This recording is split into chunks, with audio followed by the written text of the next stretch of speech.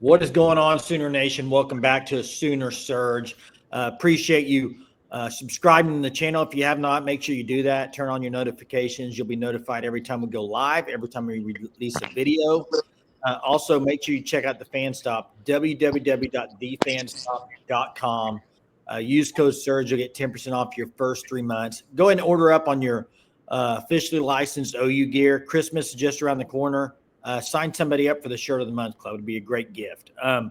Guys, Battle Series is over. It's done with, already done, flew by, and ended on a great night and a great game to end it, which walk off as Team Sooner wins 5-4. Guys, just some thoughts maybe from this matchup last night on Wednesday night, but also just in general with the Battle Series. Yeah, we've constantly seen different players, Jason and Jeremy, throughout this battle series step up and make plays. We've seen whether it's been Cassie Pickering, Ella Parker, Ogbayani, whether it's been the pitchers on the mound. You've seen great performances from a ton of different people, from a ton of different players. And there was nothing short of that in Cassidy Pickering hitting a massive 3-run bomb to put her team up 4-1 in this game. And then Ogbayani, obviously, she had the walk-off to end the game. And you just talk about the way that Sooner Nation, Jason and Jeremy showed up throughout the battle series, the big crowds, getting maybe some of these young players. I wouldn't say necessarily in a sense it's what it's going to be like during the season or postseason play, just because that's a whole nother level, because that actually counts for realness in a sense. But just to see these crowds, the way that Sooner Nation showed up, the way the players responded to the crowds, great way to end the battle series, and for sure a lot of things to be excited about. Yeah, listen, guys. I don't know if you guys heard the post-game presser from Patty Gasso, kind of recapping the fall battle series, but very complimentary of the pitching staff, guys. Sam Landry, she absolutely loves. Sam Landry brings, I think, something different than they've had in the past. She's just her pitches that she can throw. She's uber excited to be here, part of a winning program. And Patty Gasso even mentioned a secret weapon, and that's Bella Smith, that we have not seen yet. She, according to her comments in the post-game presser, guys, she loves where the staff is right now. Obviously, this game was 1-1 most of the way, and this is from a team that's been really killing the ball against the opponents that they face this fall. So it tells me that the pitching staff may be ahead of schedule. Peyton Monticelli was really good, guys, last night. So I think the pitching staff is probably ahead of schedule. As far as the six go, guys, they have the chance to be as powerful as they have been in the past. You heard Patty Gasso mention how much she loves Agbayani and Ella Parker, and the fact that she can kind of utilize different positions. She really has options available, guys. And I don't know, guys, what are your thoughts on catcher? Because she's been pretty critical of catchers throughout the whole fall battle series, but she was very complimentary of them after last night's game. But I think that may be, guys, the one position that I'm most intrigued to see what's going to happen. Yeah, I think Emmerling's going to win that job. I mean, she did hit a couple bombs down the stretch of the battle series. She hit an absolute bomb the other night. I mean, just destroyed it. So, but it is an interesting position. I mean, when you're replacing Kenzie Henson, I mean, it is so many shoes to fill with that, defensively and offensively, really. So it will be interesting. It's going to be a key part of the team, Germ. I mean, you asked the question. It's going to be a key part of this team and how they perform. I think is how that catcher performs, not only at the plate. I think a lot of people think catcher, got to see her hit the ball, but it's a lot more than that. It's a lot more with how you deal with the pitchers, your arm as far as throwing people out and stuff like that. So a lot goes into it. Offensively, though, guys, Cassidy Pickering, are you kidding me?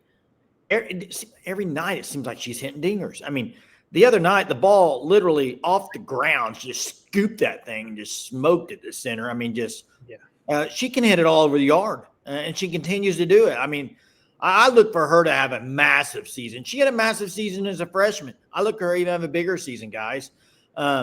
But just going through that line, they got a lot of weapons, Jeremy, like you said, power. They got power. They got weapons.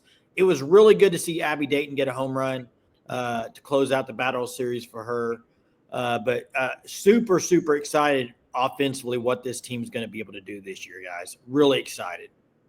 Yeah, Jason, you talk about just the excitement offensively, but I think there's a debate that this staff, Jeremy brought it up some with Monticelli, with Sam Landry, with Isabella Smith not even playing yet, that this staff has a chance to potentially throughout the season be 4, 5, maybe even 6 deep, when last year you really had Maxwell and May and you had Deal a little bit, but this staff is, Gasso said she's in love with it. There's so much depth, and Jeremy brought up the point they could be ahead of schedule even compared to where they were last year at this point. And it's like, yes, there's an argument that maybe Sam Landry is the quote-unquote, I wouldn't say ace, but she maybe is option 1A right now. But behind her, is it maybe going to be a true freshman in Audrey Lowry?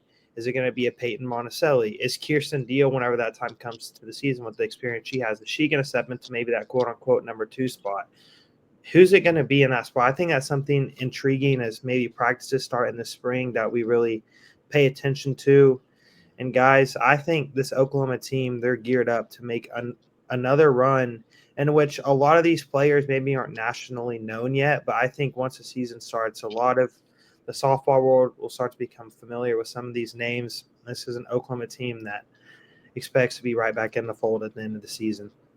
And no doubt, talent-wise and depth-wise, from the pitching staff to the bats to the defense. No one's really talking about the defense, but they have some ladies who can has a lot of range on the infield. Dayton in the outfield. I mean, they can cover a lot of ground, but the pieces are there, guys, to 5-peat. That I don't think anyone across the country would argue it. OU has the pieces, and they have the best coach in softball history. And now you've got to, as you wait till opening game is, you're gonna see how those pieces work together. See how this team can, I guess, rise up to the occasion when adversity hits, because it's going to hit, guys. That's kind of, to me, that's the question mark, because we don't know how they're going to respond to adversity, because there's a lot of youth or there's a lot of newness to this team. It was encouraging to hear Hannah Core, the most recent news that she seems to be doing better physically this time around. So that's good to hear. But I think that's the question mark, guys, is when adversity hits, how will they respond? I think it's going to be in a great way, because they have a all-time leader at the top of this helm. But that's kind of the key to me. Well, and Hannah Core had a great diving catch in center field. So I hope that she gets healthy. She can play a lot this year. I think that'd be great for the Sooners. And, one thing we haven't talked about as I close this out is whatever you see this year, you're going to see it for a few years, because they don't have a whole lot that's leaving after this year as far as seniors. I mean, you got Sydney Sanders. I'm trying to think just off the top of my head. I guess I'm trying to think Core. I don't know off the top of my head. I had to look, but they won't be losing a lot. Let's just say that, especially in the bats. A lot of young talent there. So let's, see what they can do in their first year. Some of them first year, some of them second year players. It's going to be an exciting year. But just like that, a snap of a finger, the Battle Series is over. Fall ball is over. Looking forward to the spring and letting softball get rolling again. Hey, appreciate you guys watching this video. Means a lot. Make sure you subscribe to the channel. Hit the like button. And thanks for watching. Till next time.